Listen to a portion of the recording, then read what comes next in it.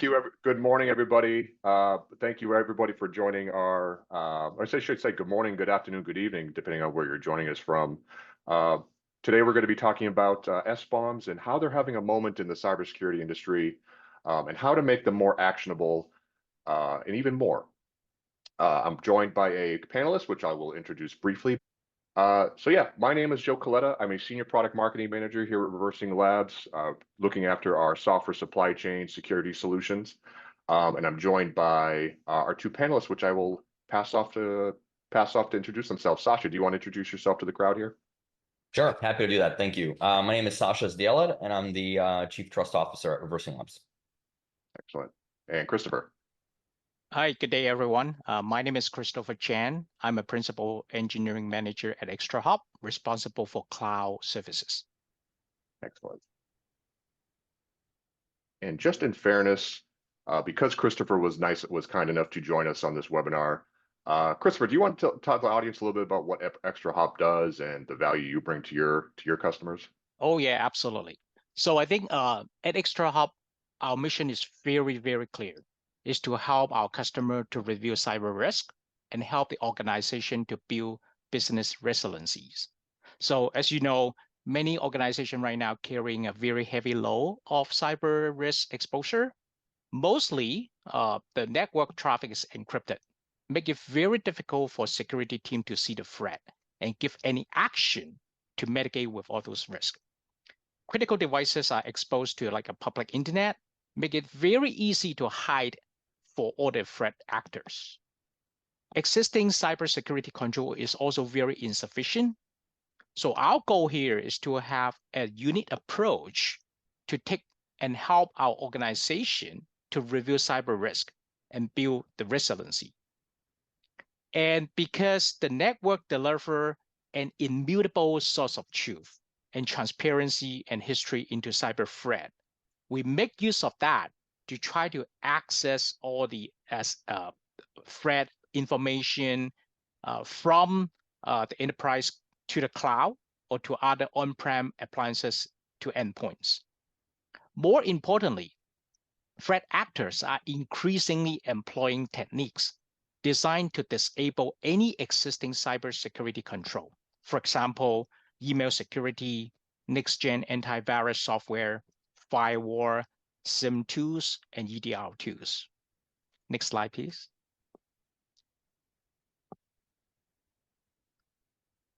Yeah, and for our product, our product is ReviewX.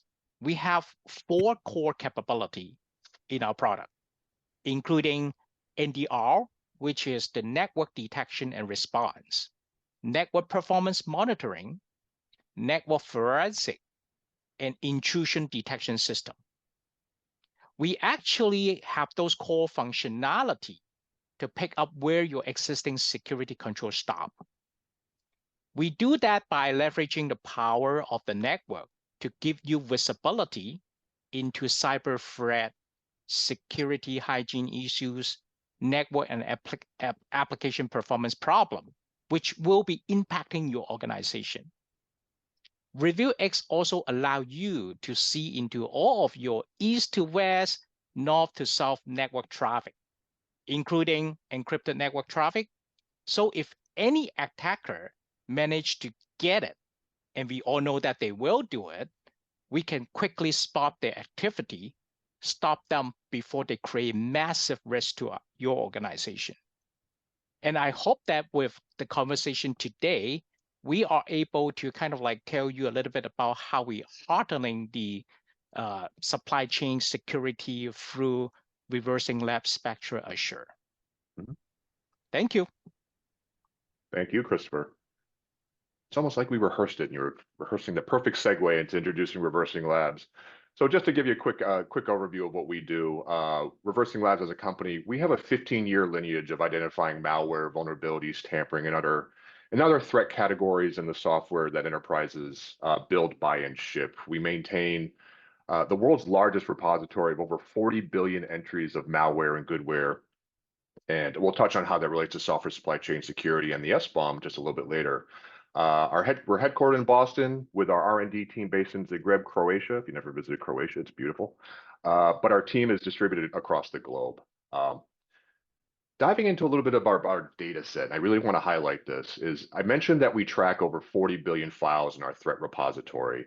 That number continues to grow with our threat research team methodically analyzing and categorizing new instances of both malware and goodware every day. So those 40 billion files puts our repository at over 7 times larger than our closest competitor. And what a lot of people don't realize is that we actually supply that feed of malware and goodware to 60 of the other leading cybersecurity companies that trust our data and gives us feeds for the solutions that you might already be using, either across your security operations organization or threat intel feed. We're helping provide that data for those organizations. So our solutions are powered by our complex binary analysis engine. We're able to scan we scan over 4,800 different file types, 400 binary types, and we analyze 20 million files per day. And that wasn't a misspeak. That was something that we actually do. 20 million files per day that we scan, and we can scan up to 100 gigabytes if we have to kind of give you a sense of how that translates in the real world. We can scan 1 gigabyte package, software package, can be deconstructed in as little as 5 minutes with our engine. So that's the kind of scalability that we're looking to deliver to our customers. So you might be wondering what those statistics have to do with software supply chain security. So what we're doing at ReversingLabs, specifically with our Spectra Assure solution, which Christopher very kindly mentioned as our software supply chain security portfolio, our solution, is we're empowering businesses to find threats like malware, like tampering, and like exposed secrets in the software not only that they ship to customers, but the commercial software that they themselves might be purchasing as a customer and ultimately deploy throughout their IT environment. And we're doing this without requiring access to the source code. Why this is important is because the commercial applications represent a massive gap in the software supply chain, as evidenced by organizations that are listed here, that they themselves have been impacted by by software supply chain attacks. Which brings us to the main topic of why we're here today. How do the software bill of materials, or SBOM as it's affectionately known, how does the SBOM play a role in closing this gap, and why is it rapidly becoming a standard practice impacting both software producers and buyers alike? So like I mentioned, software supply chain security is a hot topic of conversation in plenty of CISO circles, but SBOMs specifically are brought up a lot as a fundamental step in closing the software supply chain visibility gap. But why SBOMs specifically? What is it about SBOMs specifically that are constantly in the spotlight? Well, if you take a look at the past 3 years or so, you can point to sort of a rolling thunder of events that have brought SBOMs into the limelight. For example, the SolarWinds Orion attack is commonly referenced as the sort of the match that lit the fire. And drew more attention to the topic of software supply chain security. But beyond that, you can point to events like the Colonial Pipeline breach, the CodeCoff hacks that have essentially translated into affecting several government agencies, which would affect all those attacks affected several government agencies, which then prompted the White House to take action and step in to draft the landmark Executive Order 14028. Yes, I memorized the exact numerics. In May of 2021. Section 4 of the Biden Executive Order of 2021 is dedicated specifically to software supply chain security, with special language mandating that CISA and NIST draft what the minimum standards of SBOMs will look like that we're adhering to, to this day. So since the executive orders, we've seen a series of legislation sort of spawn out of that, mandates and frameworks from CISA, from NIST, from the FDA, among others. Again, mandating minimum requirements for commercial software vendors, and how they integrate transparency into the software they sell. In just the past 12 months, government legislation around software security best practices has gotten to the point where it has enough teeth in its language that organizations and even individuals are open to fines and prosecution, with 2023's National Cybersecurity Awareness Strategy and the recent SEC hearings as a prime example of that. So we've established that SBOMs are a requirement for vendors doing business with government agencies, but we're seeing that requirement also bleeding over into the private sector as well, due to the increasing need of transparency for commercial software.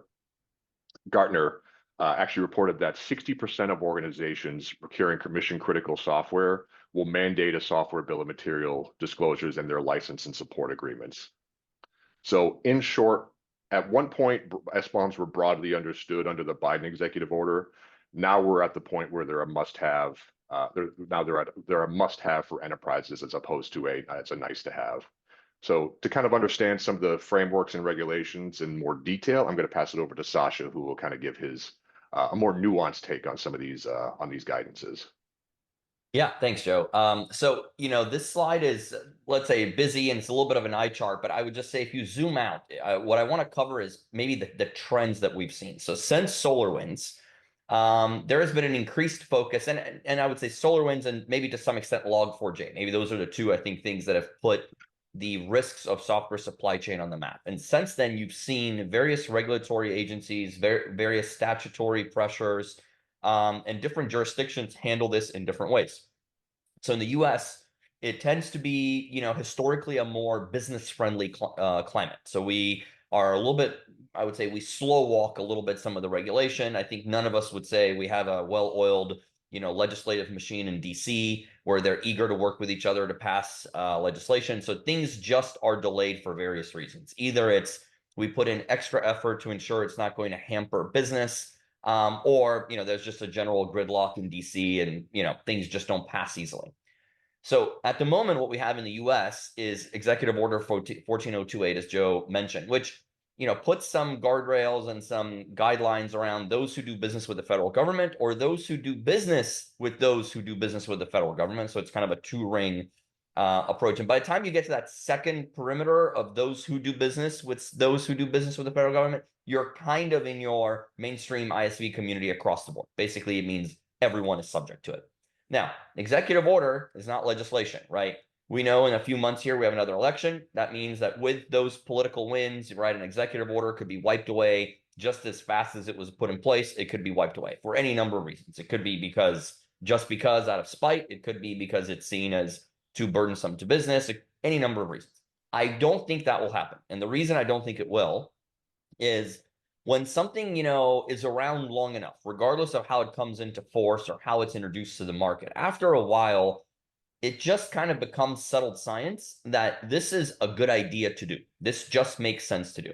So the concept of providing transparency around what is in the product you ship simply makes sense. It's just the right thing to do. And so I think what you're going to see is regardless of executive order, this is something that now is very sticky and it's here to stay. And as a result, we've seen it in other areas come through with more meaningful kind of teeth or enforceability. For example, FDA passed it for medical devices. You also see CISA and its latest guidance issue, guidance on SBOM consumption. You see NIST CSF 2.0, which was just ratified, a couple of weeks ago. That came out and added an entire new section on governance or govern, which now includes things around cybersecurity, supply chain risk management, and what you need to do about that. But perhaps most meaningfully is what's happening in Europe. And there's other jurisdictions in Australia and others have a very similar approach, right? If you take a look at other things that have happened in Europe, Europe tends to take more of a consumer protection or citizen protection view first versus business friendliness. So if you look at what happened, for example, with privacy, right? GDPR was a very, very heavy-handed European approach to privacy for their citizens, right? They didn't like the particular power adapter used on certain consumer devices, and they said, yep, as of, whatever date, they all have to be USB-C. And even some of the biggest companies that are generally very hard, to convince to do anything differently had to comply. So now we have USB-C on iPhones. They take, I would just say, when they do something, they mean it, and they do it quickly, and they do it with lots of enforceability. And what we're seeing similarly in software supply chain and software bill of materials and other requirements is a very, very similar thing with ECRA, the European Cyber Resilience Act. So that has already gone through EU Parliament. It's already in force. As of June or July of this year, it starts being enforced. And that has associated with it a number of key things. For example, it requires the standing up of independent testing labs. So think of it like like a Consumer Reports or like a UL, Underwriters Laboratory, but for software, right? Independent labs, so ones, by independent, I mean ones who don't also sell you products and services, they have to certify software that is going to be sold and consumed on the territory of the European Union. That is very meaningful. What you now have is effectively the equivalent, again, of like a Consumer Reports for software that is going to be enforced in Europe. Closely associated with that, more with banking sectors, you have DORA, the Digital Operation and Resilience Act. And then for those that operate in Europe, NIS2 directive is also coming, which again interweaves a lot of these concepts of supply chain as well. That I would just say that the main takeaway from this slide is across the world, different jurisdictions are advancing this cause in ways that are applicable to their local customs. So if it's through executive orders, but a little bit more time for legislation, or through frameworks and industry consortia, or through parliament, everyone is advancing these causes in their own ways. And so this is just a small flavor of what's happening globally. We also have probably another 25 examples in other countries, like I said, Australia, Singapore, and others. So this is coming, and it's in some cases already here. All right, back to you, Joe. Thank you, Saša. All right. So we've talked about the requirements surrounding SBOMs, but let's talk also about the intrinsic value they bring. Saša talked about how this is actually how some of these executive orders may come and go with changing administrations, but likely that won't happen because, again, it just makes sense, like Saša was talking about. So let's talk about the intrinsic value that SBOMs bring in closing the software supply chain visibility gaps. And this happens basically on two fronts. It's for the software producers, folks like Christopher and his organization at ExtraHop who are building the software. SBOMs can satisfy customer and regulatory requirements by providing essentially an ingredient list of all the software components within the application. SBOMs at the fundamental level provide an in-depth information into individual open source, commercial components, artifacts, files, containers, and the licenses that are associated with them. Like if we're using open source packages, licensing is a key component of understanding kind of the intrinsic risk of those. So the ingredient list can help AppSec and dev teams identify open source or commercial projects that they may have, may have a history of defects, or maybe have not seen regular updates from the project maintainers. Dormant projects are often overtaken by malicious actors and used as a way to distribute malware downstream when integrated into other projects. But SBOMs can also facilitate a lot of rapid response actions by helping teams flag and prioritize components for remediation that are affected by defects like Log4j, or even whatever the next quote unquote the next celebrity vulnerability may be, or novel malware event may be. But you go into not necessarily the flip side, but a related component is for third-party risk managers, and I'm not talking about just about TPRM. I'm talking about TPRM organizations. I'm talking about vendor application security teams, VAS teams, GRC, procurement, legal, enterprise buyers in essence. So SBOMs instill, like I said, that sense of transparency with the enterprise buyer, with their vendor ecosystem that we emphasized earlier in our discussion. So because SBOMs are created in a defined manner in a machine readable format, data transfer between parties can be facilitated more easily and that supports automated review and analysis of the contents of the SBOM. So ultimately what that provides is an avenue for TPRM, VAS, GRC teams to work with AppSec to perform more proactive, deeper threat analysis of components to ensure that they're properly maintained, they're secure, and they're getting the proper updates associated. But arguably most importantly, SBOMs help security and risk organizations answer the fundamental question of, am I exposed during a zero-day event? So again, the celebrity vulnerability disclosure, the next Log4j, because SBOMs are presented in a machine-readable format, this enables, again, those rapid response workflows to kick in the event of a zero-day scenario of, again, novel malware or novel vulnerability.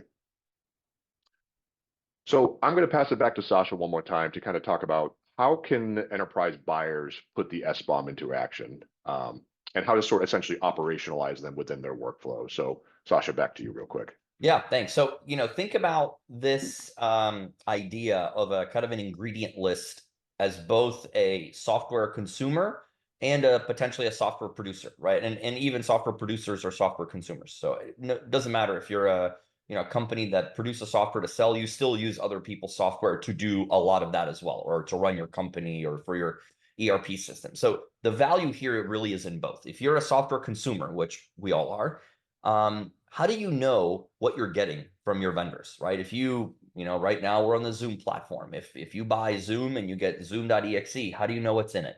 The vendor may not be willing or able to provide you a bill of materials. Or if they are, how do you know it's accurate, right? Most solutions out there generate SBOMs based on kind of a manifest declaration, which means if the vendor or if the developer chose to include it in the manifest, which is very error prone and very, very incomplete. The capability that we have allows you to either generate an SBOM for something that they can't or won't, or if they provide one, it's your trust but verify, or maybe don't trust and verify, to say, well, I see the list you provided. Here's the list I generated myself for the software you just sold me. They don't match. Please explain. So the ability to verify what the vendor has potentially made available or provided to you. That's key because this is the next log4j, right? How do you know the next time that we have a component problem or you need to go hunt for a component that's malicious in your environment based on some advisory or 0-day, how do you know where you're going to have it? So it's key for the stuff that you consume that you have this capability.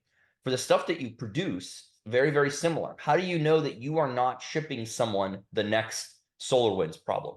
How do you know if you're shipping malware? How do you know if your product has been tampered with? How do you provide a comprehensive bill of materials to your customers, whether they're internal business customers or they're external commercial customers because you sell software? Again, it's critical to be able to kind of deliver this ingredient list or a comprehensive list of components that's in your software.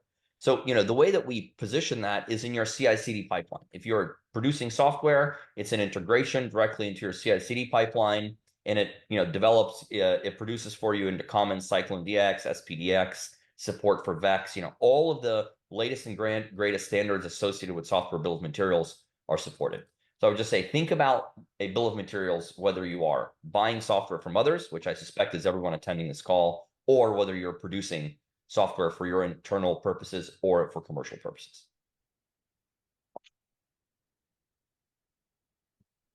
All right, back to you, Jeff.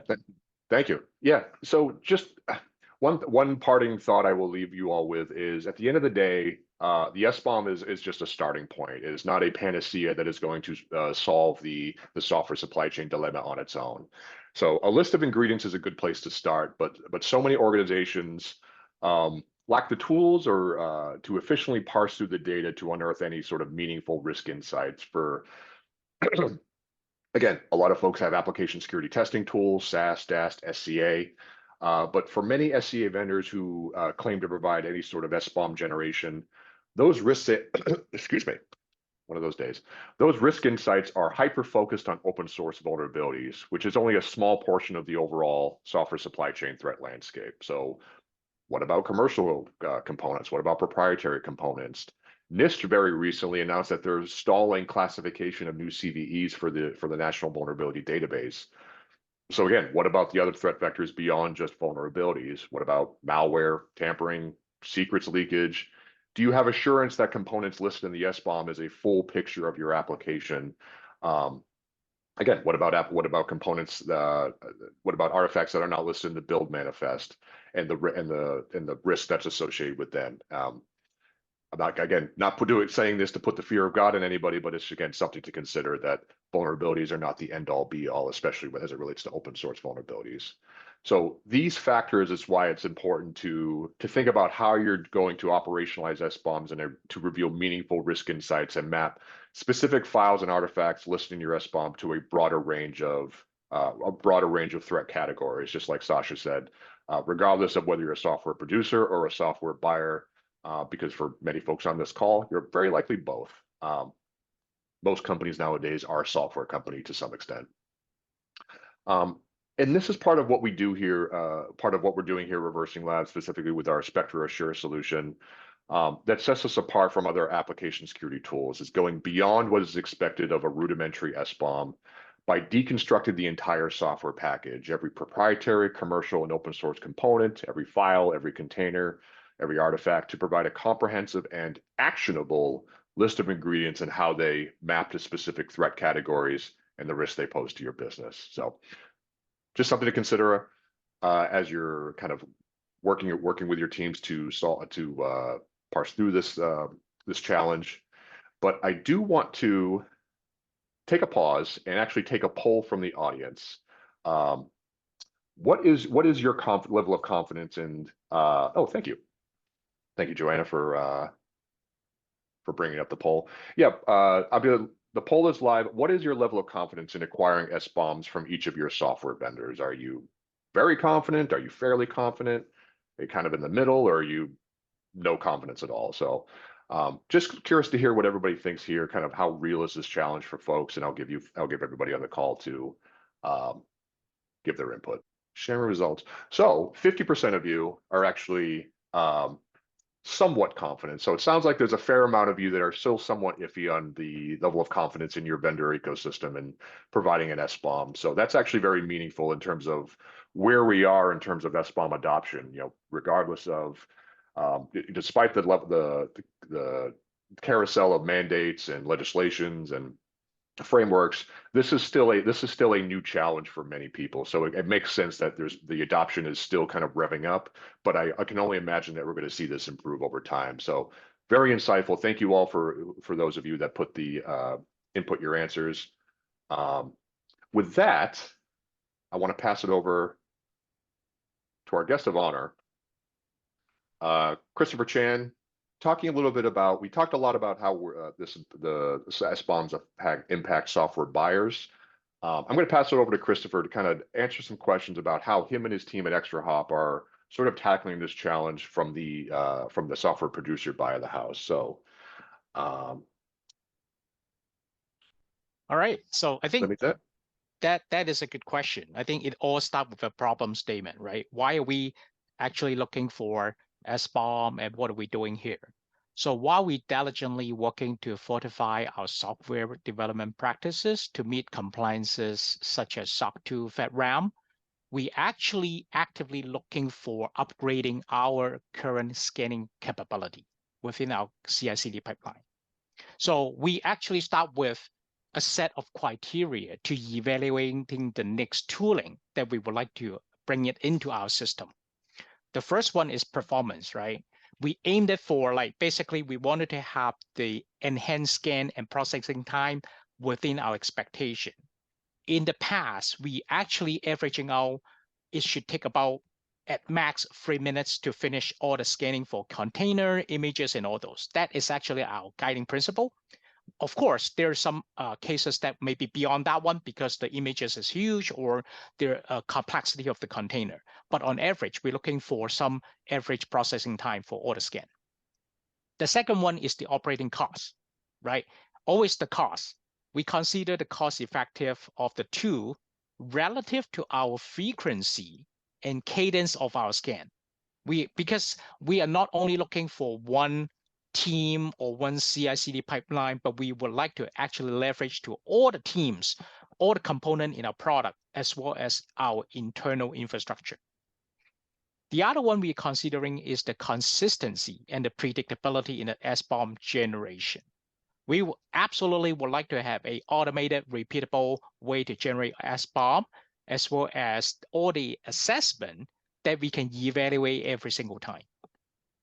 Observability and visibility is also another factor. What I really means is, like, we would like to have a very good dashboarding to provide clear visibility of all the identified risks categorized by severity. The dashboarding also helping our leadership team to see what we have been done, what is our current status regarding to all those security measures. Next one, absolutely, is the integration effort. We would like to spend as less effort as possible to get the tooling integrated into our CI/CD pipeline, as well as our workflow management. One of the questions I think being asked is about the format of the SBOM. We would like to look for the interoperability aspect in a way that if the format of the SBOM could be complied with SPDX or Cyclone DX or SWID. Those actually help us to integrate the SBOM metadata and the data into other subsystems, right? The more common the interface, the easier that we can integrate with other tooling. The next one, absolutely, we wanted to get timely update to the threat intelligence database, right? Specifically like CVE, those are essential to ensure us to access those latest information on vulnerability. The earlier we can actually get all those known issues, the better we can actually get it in our supply chain before it actually get into our production environment. We also seek for a solution that allowing us to whitelist some of the low severity vulnerability to streamline our operation. In the ideal world, we wanted to fix every single thing that we found, but practically speaking, we can't. Like we are focused on the most critical high priority vulnerability to mitigate those risks. The last one is the malware detection. We are looking for not just like the signature-based scanner, but also more like an advanced malware analysis, including like a hash-based detection and some other algorithm that we can come up with. So by focusing on those criteria, we aimed to elevate our security measure and ensure robust protection against emerging threats in supply chain. At the same time, we wanted to maintain the operational efficiency. So Chris, is there any sort of compliance requirements that your business is facing? You talked a lot about kind of what the challenges that your team are looking to elevate, or excuse me, challenges that your team was facing to kind of adopt a solution that meets those challenges. Are there any specific compliance criteria that your team is facing that sort of expedited this evaluation process? Could you share a little bit about that? Yeah, so it's a good question. I think our product is providing security protection for our customer. So in a way, some of the customer require specific requirement. For example, government agency, we got to be compliant with FedRAMP requirement. So we tend to adopt the same process and practices on SBOM usage, regardless what type of like requirement we're talking about, because we don't want to have a different set of like procedure process for different compliances. We try to be as secure as possible for all the compliances.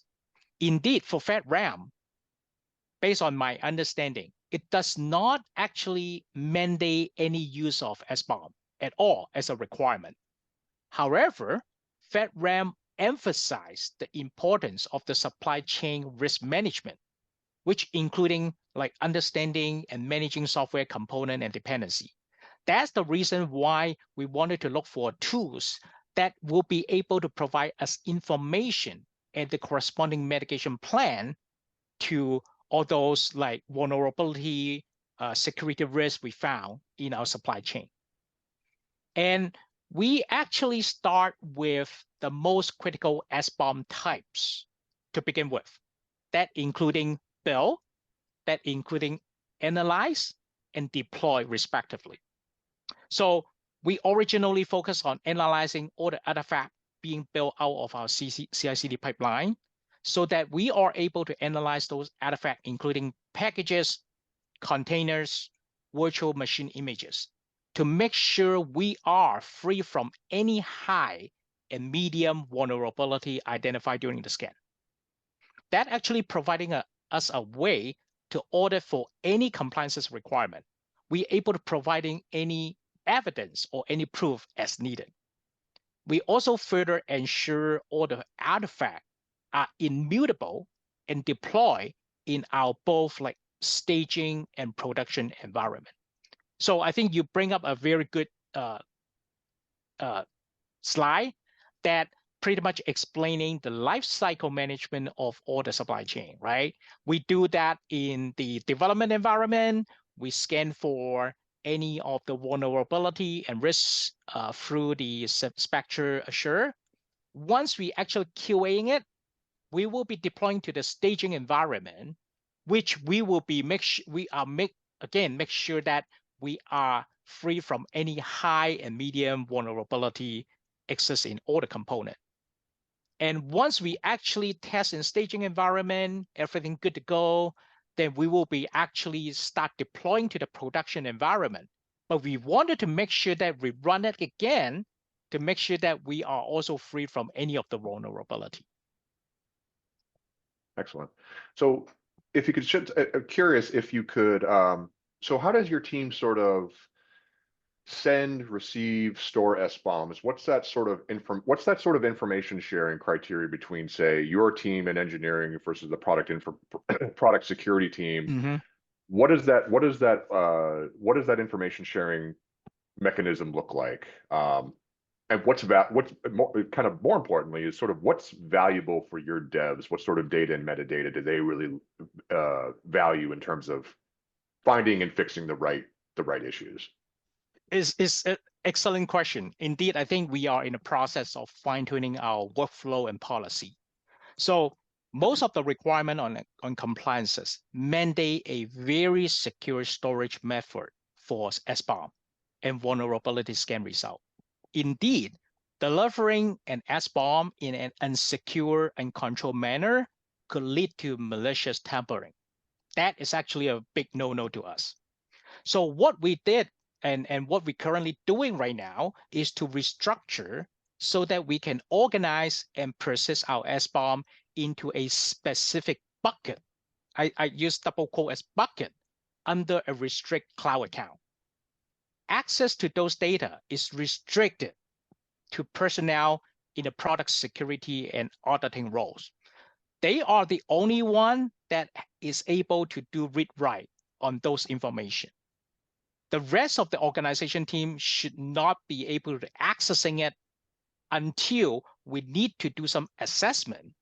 Then the cloud engineering team then will resume the responsibility for accessing risk, collaborating with the product security team to determine the severity in order to devising a mitigation plan and all the necessary work. We have to do it in our current working sprints.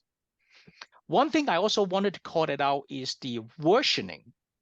It's very critical because each generated SBOM has to have a unique versioning so that it has its own traceability and auditability characteristic. And of particular importance to our engineer is the security assessment of the third-party entity and external dependency. That actually, I think our team highly appreciate that reason because we have no direct control over those components. But if we got enough information on all the risks and all the vulnerability we found, we are able to drive our mitigation plan on those third-party components.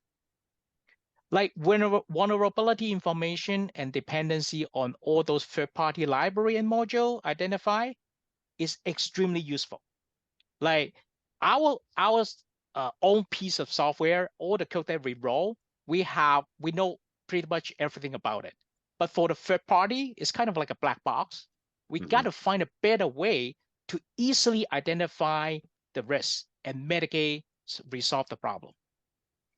And other metadata we found it useful is the remediation map in the software.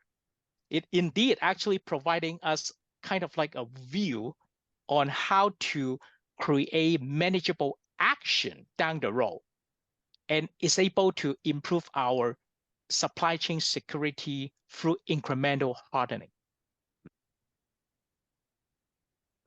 Yeah, so that actually, so just a curiosity or a follow question for me. I mean, we're spending quite a bit of time kind of hyper focusing on the SBOM here, but what you guys have implemented at ExtraHop is obviously the entire software supply chain capability.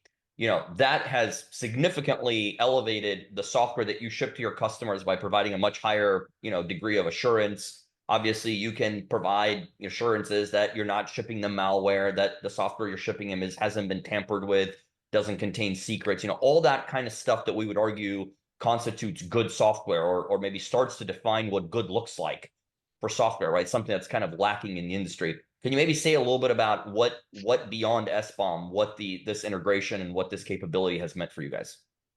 Well, the next thing we are looking for is like, right now we are pretty much talking about like a static analysis, right? But when we actually try to expand the scope, we are looking for capability for any runtime detection, any runtime, I would say, analysis regarding any endpoint, security, and all those. So we are actually still in an exploring stage that once we have the static analysis in place, we roll out to the production, how are we going to secure any runtime? Specifically, like if there's an instance happen, how are we going to actually leverage the tools to help on mitigating any runtime issues?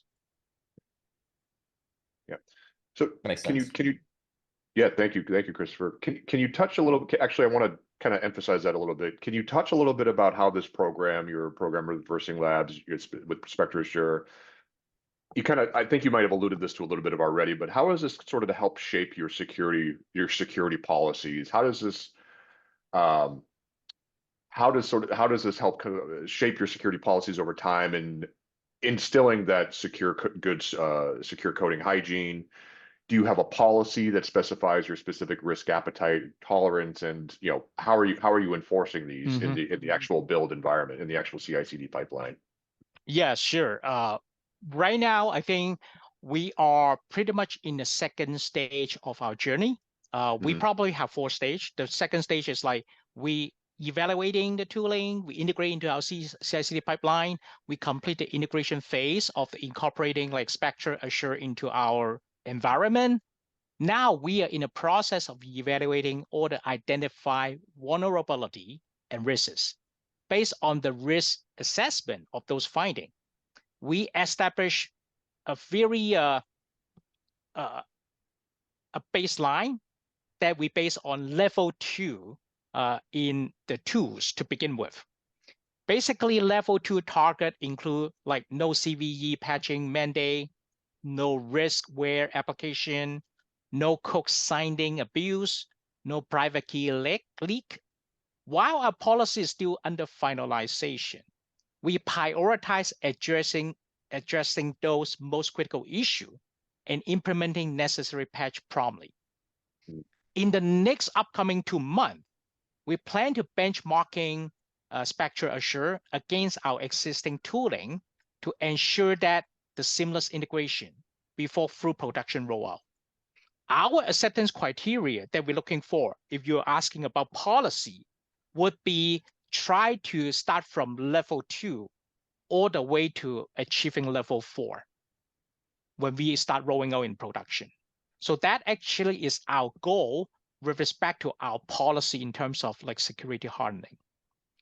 To ensure compliances like with those requirements, I think once we establish our baseline, and then we will actually activate our CI/CD pipeline to halt any deployment upon detection of any P0 vulnerability, which is kind of like high and medium level of those risk and vulnerability we found. Additionally, I think we will implement an automation generation of Jira ticket and also try to enable on-call board to notify our on-call personnel so that they are able to collaborate with the product security team as well as the component owner to look into the problem to unblock our deployment. Awesome. And is there any and last question, because I do want to emphasize this point, but I also want to leave room for questions for the audience. Last question is, how are you kind of working cross-functionally with other security teams? Like what practices do you plan on implementing with to further automate the SBOM results? Like, will you be using SBOM to other departments such as incident response? Are you coordinating with the SOC team at all? I'm curious if you'd be willing to elaborate on that at all. Yeah, so I think we break it down into different groups with different role and responsibility. The engineering team is enabling the SBOM generation and all the analysis. Once those results are landed into a bucket that is only be accessible by the product security team, they will be reviewing all those results, determine all the priority, determine all the policy that we need to fix now, or we have to plan for the subsequent sprints. And our target here is try to have a very separate, isolated role and responsibility depending on the teams. Because if one team is going to do everything, we are in risk of exposing any tampering and all those. That's why we break it into product security is responsible for reviewing all those SBOM, scan result, come up with the policy, and then direct the engineering team what needs to be fixed, what needs to be planned for the subsequent sprint. The COPSEC team, which will be looking at it in a very high level, they are making use of the SBOM and all the scan result to see if it line up with the company's security policy. If there's any gap in between, then there will be a change in the policy, escalate all the way back to the engineering team that we have to take measure on that one. And in terms of like any possible expansion to other department, absolutely. Right now, we are only enabling the SBOM to the cloud team, including the cloud infrastructure team, including the cloud services team, including our machine learning team in the cloud. Going further, we are thinking about enabling for the firmware of our appliances. Also, some of the network forensic team that they're working on a different type of user behavior detection and all those, as well as the internal infrastructure for the company, right? And then I also have something in my mind thinking about, hey, how are we going to do leverage the tools and the SBOM information to mitigate any instance response? At this point, it's still work in progress, but what I can think of is like we could still leveraging the SBOM information and all the scan result to secure that any patching coming out from the instance response will be able to secure before we roll it back out or patching the production environment. Awesome. That's incredibly insightful. Thank you, Christopher. What we want to do now, that was actually really incredible. So we do appreciate you taking the time to kind of walk us through that, walk us through those processes, Chris, especially with as it relates to working cross-functionally within ExtraHop. We do want to open it up to some audience questions though, because we've actually seen quite a few pop in since we started. Let's see, a few have popped in. This one, I think, actually, first question from Vincent, actually, related to ExtraHop. So good plug for our partners over there. RevealX. Vincent asked, RevealX, did I hear Chris correctly that you break and inspect SSL traffic internally and externally? Well, I think I answer in the second question that Vincent posed. So we basically tapping on the wire for all the low-level network protocol. So that's why I think we don't necessarily have to decrypt every single thing. Some of the common protocol, we're able to decrypt that one. But for SSL, I believe that we don't necessarily have to do that one in order to detect some of the patterns, some of the unusual behavior. Yeah, and Chris, just to add to that, I guess to you know, in some ways advocate for, in my opinion, the incredible differentiated capabilities that you guys have. Is, you know, having spent 20 years at ExxonMobil and, you know, facing some very interesting PowerShell and other issues, I don't know of another solution on the planet. In fact, I know definitively there isn't another one where, you know, you can have meaningful insights into what PowerShell is doing if it's on TLS 1.3. Your guys' ability to break the envelope, inspect, give you precise analysis into what PowerShell is doing. There is some PowerShell, good luck figuring out what that is, to tell you exactly what it's doing and then be able to kind of hunt on that behavior. There's nothing else like it on the market. So to me, it's highly differentiated and what sets you guys apart massively compared to the rest of the industry. Yep. Thank you. Another question from Vincent. Saša, I think you mentioned you want to answer this live. How robust are your insights into OT and IoT software supply chain in the energy sector? Do you have any reports I can review or read? Yeah, great question. I wanted to answer that one live because honestly, I think the amount of typing I'd have to do to provide that response is like outside of the parameters of what the box will take. So, very, very intimately familiar with, I think, what's being asked. Again, I spent about 2 decades, in very large energy company. And, this is kind of a nuanced answer because I wasn't exactly sure what was meant by the question. So, if you talk about L2, L3 systems or PLCs or process control or things like that, that is usually, highly proprietary software, very small, running on non-typical architectures. That is not an area where we play today. However, a lot of stuff that lives on L2 and 3, like Plant Historian, or a lot of stuff that eventually sends telemetry and data up to L4, is conventional software. So it all depends on what it is. The answer is not a definitive we do or we don't. The answer is it all depends on what it is. For example, we don't do firmware, which often is, the kind of a big footprint of the software on IoT devices. But we do inspect drivers, for example, which again can be one of those, in the middle things. Is it OT? Is it IT? And how does it interact with it? So it's just sort of a gray area of what specifically you mean by that. And Vincent, hopefully that provided some clarity. But if you'd like a deeper conversation on this, more than happy to set up some time and discuss it in detail. Absolutely. And then Gordon asks, looking at the data fields on an SBOM matrix, does it include firmware version for each device, or is that an XBOM issue? Yeah, another one that I didn't quite know how to answer by typing. I think we're kind of mixing 2 concepts here. In the software bill of materials, you will certainly have lots of advanced versioning, but around the software components. It will not include anything about hardware versions. Similarly, there are other capabilities from other vendors that produce hardware bill of materials. In their case, that's what they focus on. So I would say, again, I don't know if that answers the question, but a software bill of materials will usually not include hardware version things. It's just kind of a different purpose, but it will include, for all the software packages, very detailed versioning and analysis. Yep. Matter of fact, I think Gartner has kind of already coined the term HBOM for a lot of hardware requirements. Yeah, there's a lot of bombs that are out there now that are, I think this is going to be the next big sprawl, buzzword sprawl that we're going to see over the next couple of years. Yeah. Too true. Another question is, what are some best practices a company can follow for requiring third parties into agreements? I'm assuming it's kind of writing into the language of writing SBOMs into the contract language. Yeah, I think this is also similar to another question that I typed up the answer to.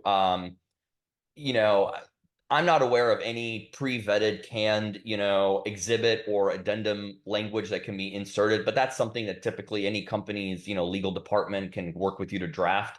I think the key is to start including it. The key is just to start asking for it, because if we want to affect change, the change is not going to come usually because some regulatory body says, well, our guidance is that we would really like if you would please do this.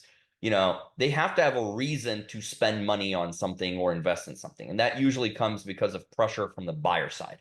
So, it's incumbent upon all of us. And even though we're a vendor, we also consume other people's software. It's incumbent on us as well to start asking for better from our vendors, and certainly on the rest of the buyer community to start putting pressure on the vendors to deliver you a good product. I mean, think about this. We're in the only industry where the manufacturer or vendor in this case can knowingly sell you a bad product and you assume all the risk. And not only do you assume all the risk, now in the post-SolarWinds world of, CISO accountability and material risk, you actually are accountable for the security outcome, even though it's someone else's software that's bringing this to your environment. So I would say the ante has been up more than ever for this to start being buyer side pressure on the vendor community. Absolutely. I think we have time for one question from Megan. Does your tool allow for the addition of the fields the FDA requests in addition to the quote unquote baseline attributes listed in the guidance? So sort of a customized reporting question. Yeah, I'm not aware of our ability to do that sort of out of the box, because those additional fields are unique to one vertical or one industry. But it's a fascinating question. I would love, Megan, if you're available, I would love to do a follow-up with you to understand better what you're looking for and to see how we might be able to accommodate that. Because I suspect healthcare and FDA medical devices won't be the first or only vertical to be asking for something like this. Yeah, absolutely. Yeah. Yeah. Any specialized questions that folks have, by all means, we're happy to set up some time to answer kind of your unique criteria and kind of set up and dive into that more deeply. But with that, we're almost at time. Again, I just want to thank you, both Christopher and Saša, for joining us to kind of discuss, to kind of walk us through the SBOM use case, how it applies to both software and producers alike. I do want to just give a quick feeder into, oh, thank you. Thank you, Joanna. Give a quick feeder into some upcoming sessions we have coming up. We do have for our latest release that went live, is due to go live, I think, imminently this week, if I'm not mistaken. We do have a software supply chain Q&A and demo presented by our co-founder, Tomislav, and my colleague, Jasmine Noel, which will do for April 3rd from 11 to 11:30 Eastern Time. And we have a quarterly product review and roadmap session hosted by the great Richard Mellick and Eric Thoen. They're going to be walking us through some of the product updates that are coming across our entire portfolio from both the software security as well as our malware analysis and threat hunting portfolio. So that'll be a good session for anyone who's curious to see what we're cooking up on both sides of the house. But with that, thank you all. Thank you all for your questions. I thank you again for the panelists. And like I said, like I said earlier, this session will be available on demand on our website. So feel free to, if you had a conflict, share it with your employees, share it with your colleagues. We would obviously share the good news, and we would love if there will be a post session survey. We would love your feedback, and for those that stay throughout the entire session, this actually will be applied towards any certification. This actually counts towards any certification curriculum that you guys might be aiming for. So something to keep in mind. Thank you all. Everyone have a great rest of your day and a great rest of your week. Thank you all. Thank you.